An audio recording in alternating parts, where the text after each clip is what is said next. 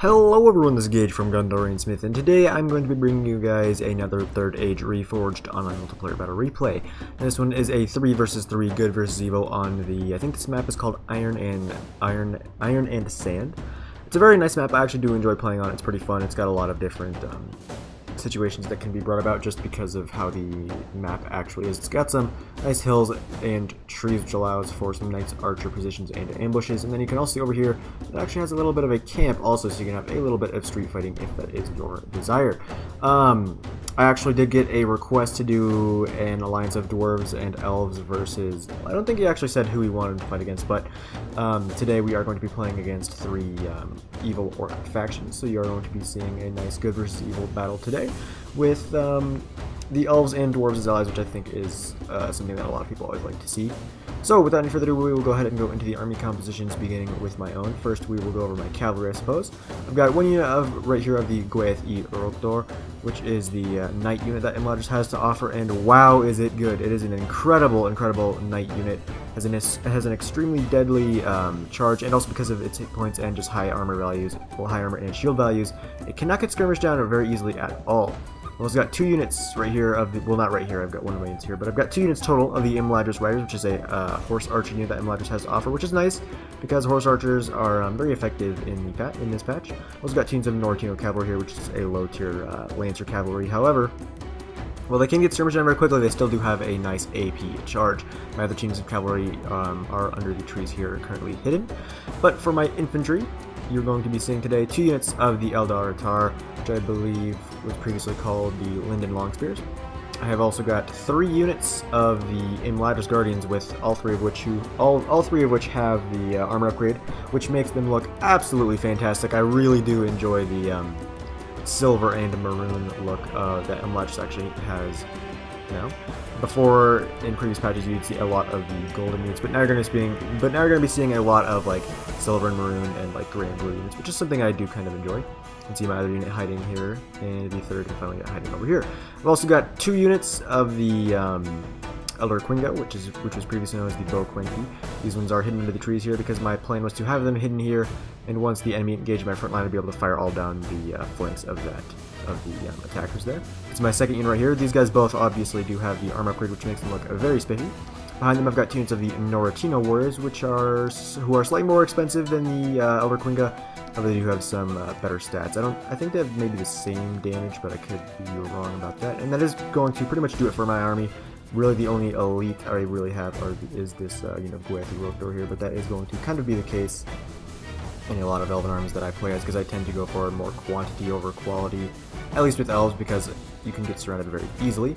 Anyway, we can now go over here to my first ally, who is Tundra's Fox, commanding the Elves of Lorien.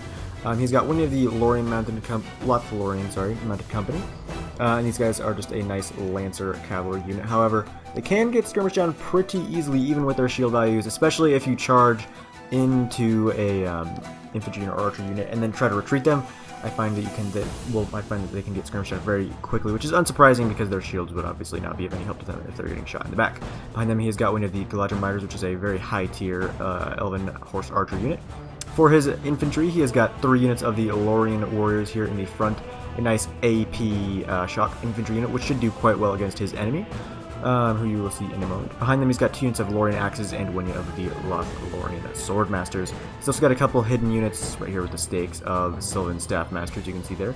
Just a nice tar pit unit really there, mostly just to slow down the enemy. For his archers, he has got 2 units of the Lorien Archers and 1 unit of the Cinder Archers, which is where his general is. So a nice, pretty balanced elven army right there. We can now go to the final good army, which is the Dwarves of Erebor, being commanded by Son of Durin. Now he's got his front line consisting of 2 units of Ironfoot Pikes being backed up by 2 units of Ironfoot Warriors. And something to note is that these are the unarmor upgraded variant of them. When you give them the armor upgrades, they do actually turn into the Ironfoot Guard of the previous patches, which is something I do enjoy because I really did like that skin a lot. It looked straight up from the Hobbit movies. Behind him he's got he's got 1 more unit of Ironfoot Warriors, and behind him he's got 2 units of Ironfoot Spears, 2 units of Ironfoot Axe Throwers, and I think he has 1 unit of Crossbows around here, which is his only really skirmisher that has any decent range here. You can see them just kind of out in the open here, but they will retreat pretty shortly here. The Ironfoot Axe Throwers and the Crossbows all will do good against Gundabad, who he is facing, because Gundabad is obviously going to be rushing him. So he just really needs to try to get his he really needs to try to get his skirmishers into a nice position to fire from. Over here on his flank, you can see he's got two units of Ironfoot Halberds, which is just a nice Dwarven Halberd unit that is AP and does a good job of holding the line. And because they're RP, they can do a lot of damage as well. His only cavalry unit, though, is this one unit of Ironfoot Hammerguard, a very elite unit, melee cavalry. However, because he does not have any other cavalry to support it, he could lose them very quickly unless he is very, very conservative with them.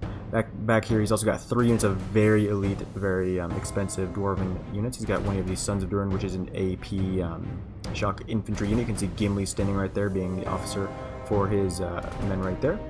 And over here, he's got some Obsidian Guard, which is they're not AP, however, because they do actually dual wield. They have some really nice attack stats. However, because they don't have a shield, they can get skirmished down easier than something like these Highborns of Erebor. However, because they do have Dwarven armor, they still will be able to weather arrows pretty well.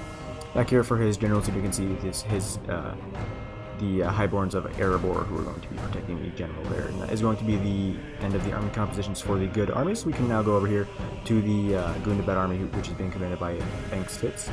For his front line, he's got a couple units of Orc Marauders. He's got 2 units of the Gundabad Guard, who should do quite well at pushing, because they can go into shield wall just like the Blackwatch Legion. However, they are much cheaper than the Blackwatch Legion, so you're probably going to be seeing these guys pretty often whenever you do face against Gundabad. He's also got one of the Witchrealm Blackguard here, which is just an elite sword and shield infantry unit. He's got 2 units of the Witchrealm Scourge Raiders, 2 units of Witchrealm Pikemen, 2 units of Guardians of Carndoom, and for his cavalry over here, you can see he's got 2 units of the Warg Riders, 2 units of the Warg Skirmishers, and 1 unit of the Witchrealm Inquisitors, which is where his general is, I believe. Yes, that is where the general is. And this is a very high tier melee cavalry knight unit, very similar to the Ironfoot Hammerguard actually over there, or I guess more similar to something like the Haven Knights, but still. Okay, so we can now go over to the second evil army, that being the Misty Mountains, being commanded by, I'm not going to even attempt to say his name, I do apologize about that. But anyway, he has got a couple units of the Heavy Goblin Crossbows here, he's got 2 units of the Heavy Goblin Halberds, 3 units of the Heavy Goblin Infantry, 2 units of the Troll Drummers here, which really should do a nice job of keeping the morale of these goblins in high standing, which is nice because the goblins are prone to routing. You can see back here he's also got 1 unit of the Goblin King's bodyguard for his general, and they look very nice. You can see Azog standing back there. And he's got 3 units of the Heavy Goblin Spears, who are actually a really nice spear unit. They actually are AP, and because of their high armor and defense values, they can hold the line very, very well. And back here you can see he's got 1 of the Drake Broodlings, which is his only unit of cavalry. However, these guys should do quite well as long as he keeps them away from fire arrows.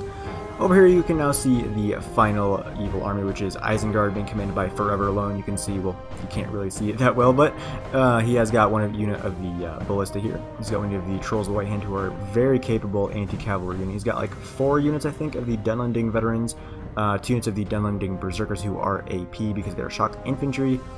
He's also got 2 units of the Dunlending Clansmen, 1 unit of the Nazkai, which is where his general is, 1 unit of the Uruk Reavers, which is just an AP shock infantry unit, 2 units of the Half-Orc Spear Guard, 2 units of Uruk-hai crossbows, and I think maybe 2 or 3 units of Uruk-hai pikemen mixed in with the rest of his infantry.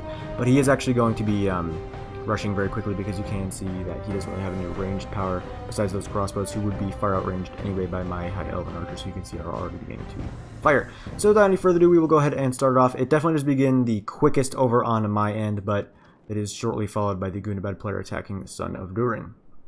So right away you are going to see my archers readying their bows, and they're just going to instantly target those Uruk-hai Reavers, who, being unshielded and lightly armored, are going to just absolutely get shredded by that. You can see just a huge amount of them going down there. But Forever Alone is not going to be stagnant with his troops. You can see he is going to immediately be rushing forward here. However, I did notice that he did not have any cavalry around on this side, well, any cavalry at all actually, and his trolls were not over here either, so that will allow me to pretty much just run around as much as I want, charging into all of his infantry units here. The Uruk-hai Reavers, I believe, do have a bonus against cavalry, which is why I'm going to instead target these Dunlending veterans first with my Nortino cavalry. However, they're going to get side charged by these Uruk-hai Reavers here, so they will take a few losses from that. But they did get a nice charge off nevertheless, taking out about 50 of them there.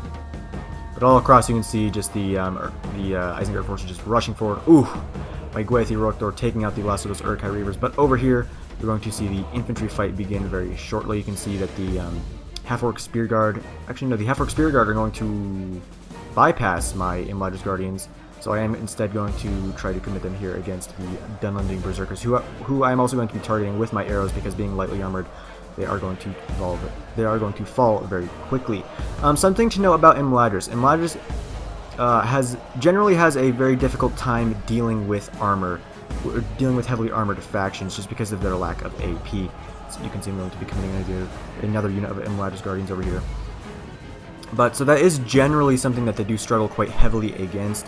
So facing Isengard is going to be rather difficult for the High Elves, but you can see that the fight is definitely going how I would like it to. He's just being forced to commit his infantry right away, and all the while I am constantly charging with my cavalry. You can see this unit of Dunlending veteran just completely has been wiped off the board. I'm going to actually rear charge these clansmen here with my Gwathi Roktor. And I was actually forced to commit a couple units of my Eldar Makar, who I actually think I failed to mention. I think I have 3 units of the Eldar Makar, which is just the sword and shield variant of the light armored elves.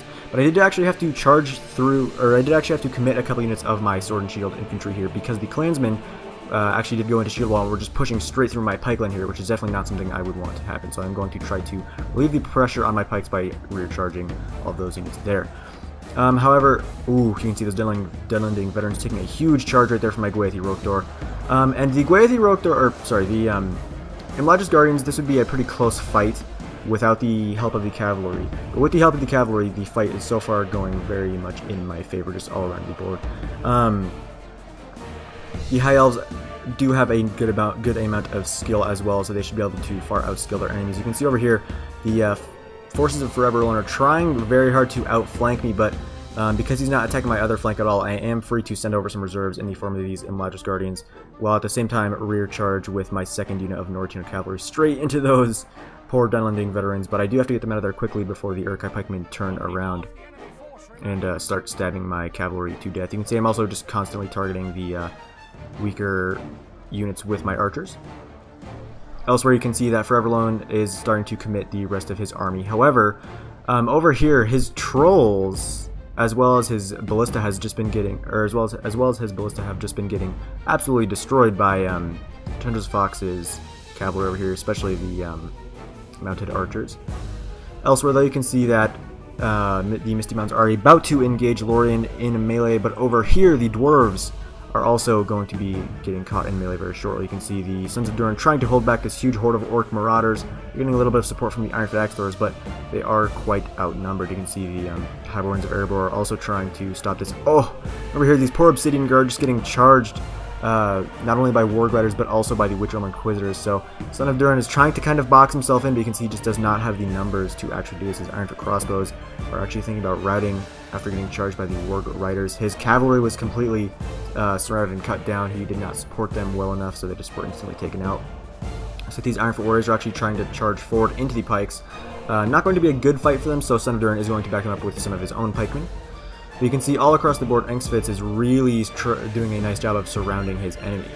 Elsewhere, you can see that my cavalry and just all my troops are really having a really good time of it so far.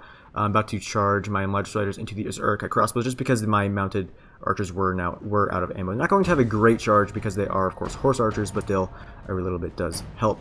You can see I have pretty much won this frontline fight as it is. You can see the Nazkai are actually going to be charging now into my pike line. Not going to be a great fight for them. They have also been getting targeted. The Nazkai as well as the pikemen have been getting targeted by my archers. But yeah, so the Nazkai not going to do a very great job against the pikes, just because they won't be able to get in close enough to do a lot of damage. But elsewhere, my forces have really just... Okay, yeah, he actually did... Yeah, he did actually admit defeat, because he really didn't have very many units left except for that one unit of pikes and his Nazkai, so he just did go ahead and admit defeat. You can see my victorious forces are now marching forward. And I will very shortly go to the aid of my ally Lorien, who you can see is beginning to fare the same fate as the dwarves. He actually oh, I didn't notice that he had a unit of Maethor Elas Gillen over here, but that is 2 units of them actually. And these guys are just a high tier javelin spear hybrid unit. they should do very well against the heavily armored units of Moria. Ooh, you can see the Lorien warriors charging here straight into the goblin infantry who are going to be no match for them. Oh, but elsewhere, these Lorien warriors are trying to hold back this first wave of Moria goblins, but they're just really being surrounded. You can see the cavalry of Tundra's Fox is also trying to get into position, but it's just going to be a very tough fight. Elsewhere, we can go ahead and look at the dwarves' position, which is looking very, very grim. You can see he's got some Iron Foot warriors here trying to outflank these Woodrealm pikemen, which is not a bad move at all. But he really just didn't have the numbers or the cavalry to prevent himself from getting surrounded. Now that his cavalry has been taken out, he's just going to be constantly getting recharged by the Gundabad cavalry, especially the Woodrealm Inquisitors, who are going to do a great deal of damage. Looks like actually most of his elite units, like the Highborns of Erebor and the Highborns of Erebor are still somewhat healthy, but I think the Sons of Durin have been completely taken out. You can see the dwarves are really starting to struggle here against the just pure power of Gundabad. The orcs of Gundabad are always very good at rushing their enemies. You can see that my victorious forces are now marching over to the aid of Lorien. You can see I'm just bringing over a lot of my cavalry as well as the rest of my infantry and archers. The Umlatus Guardians, who, man, they just look so cool with their silver and maroon armor. They're just trying to outflank these goblin infantry, who are going to instantly rout in the face of that, and I'll be free to support my ally with all of my remaining forces. You can see that actually the Misty Mountains player is bringing forward the rest of his army, that being his Goblin King's bodyguard and his heavy goblin spears. You can see he actually has some heavy goblin crossbowmen up here on this hill. They're actually being attacked right now by the Galadrim Riders. But I think this might be kind of a mistake, not pushing them forward. I do not know what happened to these Drake Broodlings. I'm assuming they just got shot to death, but I cannot be sure of that. Yeah, so everywhere, just because of my troops outflanking all these Misty units, the Misty Mountains player is finding a lot of his units routing instantly because of that. And also his trolls that do give a morale bonus were actually not close enough to his units to actually prevent his troops from routing right away. So the Misty Mountains player is in a very tough position right now for sure. Oh, another unit routing right there. But you can see over here that that Engsvitz is actually starting to try to bring over some cavalry to support his faltering ally, because he has actually been able to pretty much take out the dwarves. It looks like there's still a unit of Ironfoot warriors here, but it's actually thinking about routing. Ironfoot spears are still holding on okay, but pretty much it looks like the dwarves have been defeated. They did okay, but eventually Gundabad was just really just able to overwhelm them with his sheer amount of numbers.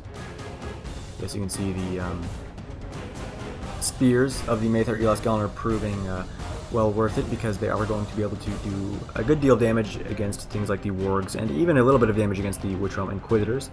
Ooh, wargs actually recharging the Lorien warriors right there. Not a bad move at all. Over here you can see that the Misty Mountain spears have begun the fight against my Umlatus Guardians and the rest of my infantry that is marching forward. My Eldar Atar, my pikemen are slowly coming over here. I think my Eldar Makar, the sword and shield infantry, is trying to make its way over here, but it's having a little bit of pathfinding issues. And there goes the Dwarven General. Oh yes, over here you can see my Eldar Makar were trying to charge these crossbows. They did take a brutal point blank volley right there, but they were able to get in against these heavy goblin crossbows in melee, which despite the Eldar Makar being heavily outnumbered, they probably will be able to maybe not defeat both units, but definitely be able to do a great deal of damage just because of the skill of the elves.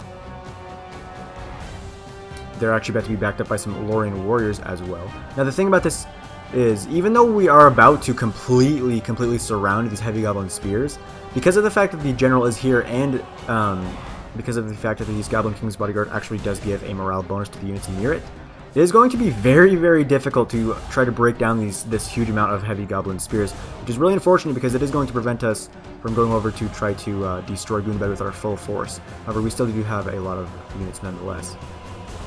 And because the High Elves are definitely more heavily armored than the other elven factions. The AP of these heavy goblin spears will actually be able to do a lot of damage to my Imladris Guardians, who have been just fighting for so long, but they're still going to be able to hold their own for quite a bit longer.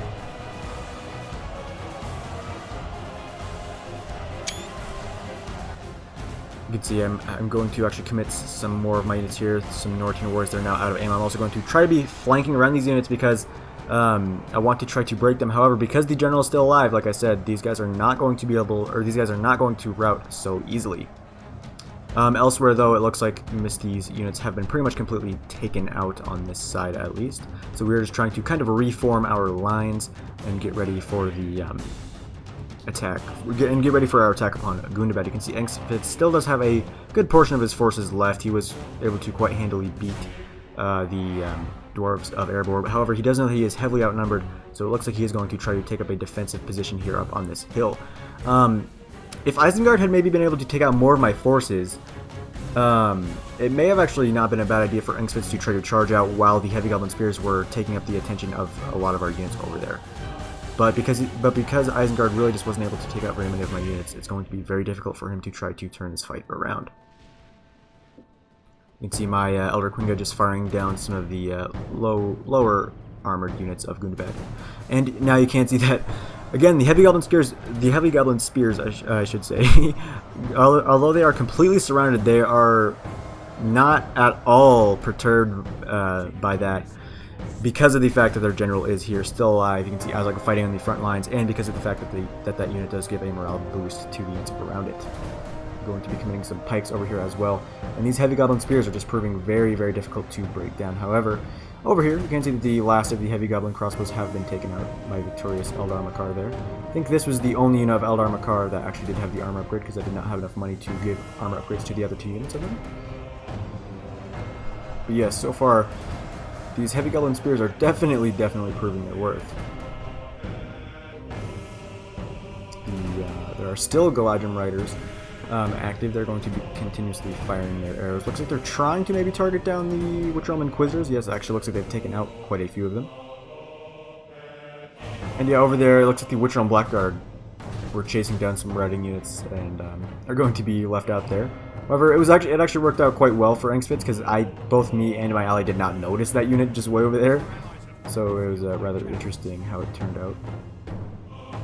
So yeah, you can see that Lorien is trying to kind of reform his lines here. I think the only units I have over here are my 2 units of archers and then all of my cavalry right here, you can see. But that is basically it, so I'm not going to be pushing forward really quite yet. I'm going to try to wait until we're able to take out these heavy goblin spears and so free up some more of our units. However, you can see that while my Imladris Guardians are definitely breaking down these heavy goblin spears, my Imladris Guardians have taken a lot of casualties. You can see that unit down to 34, this unit down to 66. I had 3 units. I think the other unit is down to something like 17 or something really low like that. Looks like we can't actually find them at the moment. But yeah, the heavy goblin spears just really holding on strong here. Eldar Makar just kind of sitting there for now. But yeah, so this definitely... Ooh, actually you can see I'm pushing forward a little bit of my cavalry here. I saw that the Guardians of Karn-Dûm here were kind of open, so I did try to charge them with some Nortino cavalry. You can see the Gundabad Guard trying to surround my cavalry, but not going to be able to do so. However, the Guardians of Karn-Dûm were actually surprisingly able to tank that Lantern charge way better than I had actually hoped that they would. They were actually able to take out a number of my Nortino cavalry as well. Over here you can see that my cavalry is marching forward to face down these Witch Realm Inquisitors, because while the Inquisitors are a very elite knight unit, just being completely surrounded like this, they will fall. However, I actually am going to be forced to retreat my cavalry because of the advance of these Witch Realm Scourge Raiders here, because I do not want to lose my cavalry here. Witch Realm Inquisitors still at 13. And you can see that Lorien is moving forward a lot of his infantry now, so I'm also going to be moving forward my supporting units like the Eldar Quinga. You can see the Staff Masters, Warriors, and Maethar Elaskil going to be committed first against these Witch Realm Scourge Raiders, and following that up by attacking these Guardians of Karn-Dûm, who are still very healthy, surprisingly, after their prolonged engagement with the Dwarves of Erebor. So I'm just trying to use the last of my arrows. I'm pretty sure I'm basically out of ammo by now, so I will be committing my Elder Quingat to the melee fight. You can see my Gwaith Roktor I was trying to get them around here to recharge the Guardians of Khurna, but instead I did see these Scourge Raiders out here, so I did instead go to charge them. And over here, I think Engsfitz actually lost a little bit of micro on his Witch Realm Inquisitors because I was able to just charge them from the from all sides basically and just completely take them out. And so this will be the end of that knight unit. Witch Realm Scourge Raiders actually routing because of the Lorien cavalry there. And these Guardians of Khurna Doom are actually shaken. They're not at all liking the fight that they're being forced to partake in. And there goes the Gundabad general too, so that is not going to do any wonders for their morale either. Especially because they're very shortly going to begin to get cycle charged in the rear by the Lorien cavalry, and then by my own, because they have beaten that knight unit there.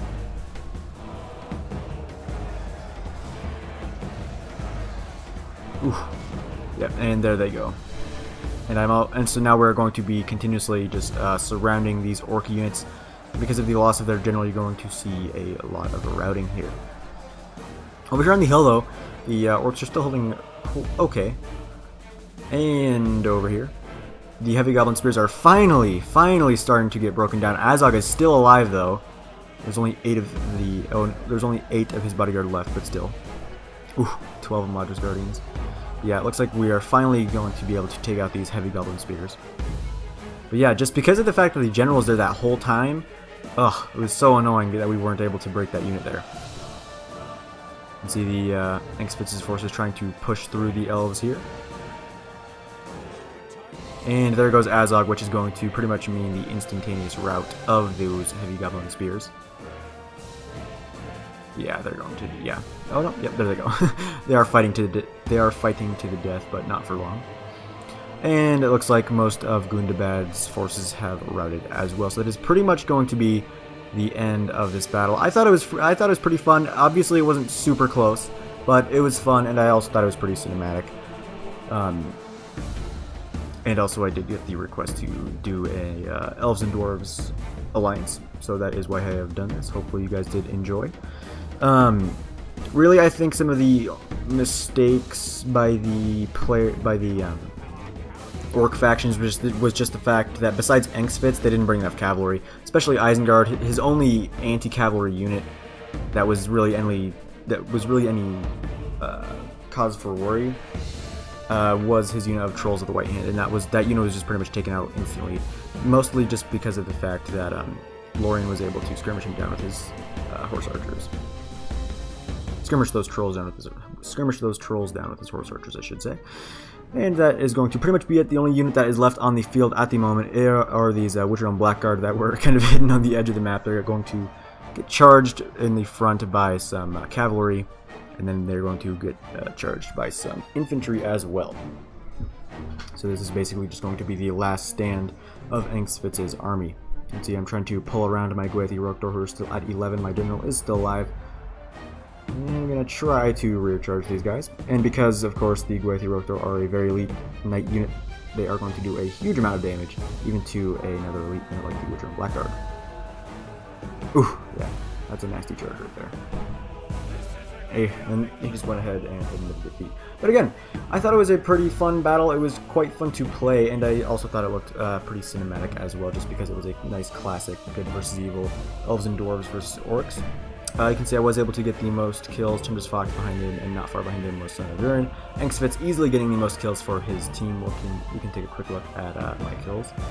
Gwathi Roktor, actually all 5 units of my cavalry doing very, very well. My archers did not do bad either. My Madra's Guardians also doing incredibly well. 222, 126, and 336.